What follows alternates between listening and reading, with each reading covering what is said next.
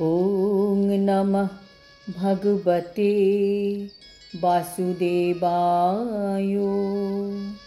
শ্রীমদ্ ভগবদ গীতা চতুর্থ অধ্যায় জ্ঞানযোগ। হরে কৃষ্ণ। আজ আমরা জ্ঞানযোগের 24 নম্বর শ্লোকটি শুনব। ব্রহ্মার্পণং ব্রহ্মর্হবি ব্রহ্মাগ্নৌ ব্রহ্মণাহুতম ব্রহ্মৈব তেনো গন্তব্যং ব্রহ্ম কর্ম সমাধিনা। অনুবাদ: যিনি কৃষ্ণ ভাবনায় সম্পূর্ণরূপে মগ্ন, তিনি অবশ্যই চিৎ জগতে উন্নীত হবেন, কারণ তার সমস্ত কার্যকলাপ চিন্ময়, তার কর্মের উদ্দেশ্য চিন্ময় এবং সেই উদ্দেশ্যে তার নিবেদিত সব কিছুই চিন্ময়। তাৎপর্য: যে ব্যক্তি সবসময় কৃষ্ণ ভাবনায় ভাবিত হয়ে কর্ম করেন, তিনি কিভাবে পরমার্থ লাভ করেন তার সম্বন্ধে আলোকপাত করা হয়েছে। যারা বদ্ধজীব, তারা যেহেতু জড় কলুষ দ্বারা কলুষিত, তাই তারা সবসময় জড় জাগতিক অবস্থার মধ্যে কর্ম করে। কিন্তু প্রত্যেকটি বদ্ধজীবকে এই পরিবেশ থেকে বেরোতেই হবে। যে পথ অবলম্বন করে বদ্ধজীব এই জড় পরিবেশ থেকে মুক্ত হতে পারবে, তাকেই বলা হয় কৃষ্ণ ভাবনামৃত বা ভগবদ ভক্তি। উদাহরণস্বরূপ বলা যেতে পারে যে নানা রকম দুগ্ধজাত খাদ্যের অত্যাহারের ফলে যখন পেটের অসুখ হয়, তখন আর একটি দুগ্ধজাত খাদ্য দইয়ের দ্বারা সেই রোগ নিরাময় করা যায়। ঠিক তেমনি বিষয়ে আসক্ত বদ্ধজীবের ভবরোগ নিরাময় করা যায় এখানে ভগবদ্গীতায় বর্ণিত কৃষ্ণ ভাবনার অমৃতের দ্বারা।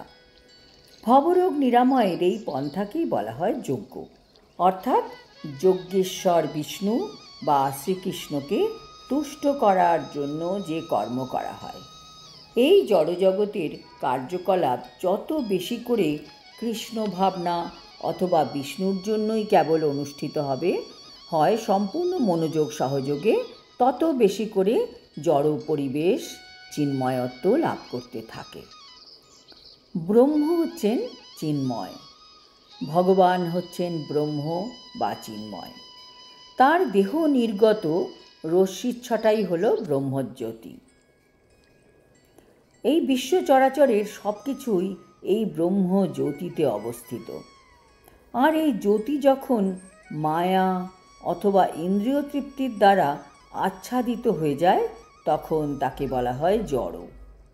এই জড় আবরণকে কৃষ্ণ ভাবনার দ্বারা অচিরেই খুলে ফেলা যায়।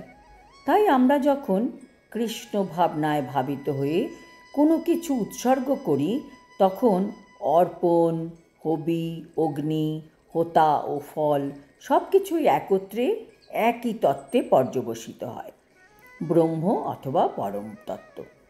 এই পরম তত্ত্ব যখন মায়ার দ্বারা আচ্ছাদিত হয়ে পড়ে, তখন তাকে জড় বলে মনে হয়। আবার এই জড় পদার্থ দিয়ে যখন পরম তত্ত্ব বা ভগবানের সেবা করা হয়, তখন তা আবার চিন্ময়ত্ব প্রাপ্ত হয়। কৃষ্ণ ভাবনা জড় চেতনাকে ব্রহ্ম অথবা পরম স্তরে উন্নীত করার একটি পন্থা। মন যখন সর্বতোভাবে কৃষ্ণ ভাবনায় মগ্ন থাকে, তখন তাকে বলা হয় সমাধি। এই চিন্ময় চেতনায় অর্পণ, অর্পিত হবি, অগ্নি, হোতা এবং ফল বা অন্তিম লাভ সবই ব্রহ্মময় হয়ে ওঠে। সেটিই হচ্ছে কৃষ্ণ ভাবনার পদ্ধতি। আজ এই পর্যন্ত। আগামী শ্লোকে কৃষ্ণ বলবেন কিভাবে মানুষ ভিন্ন ভিন্নভাবে যজ্ঞ সম্পাদন করেন এবং তার ফল তারা কিভাবে পান। হরি ওম তৎসৎ। হরে কৃষ্ণ।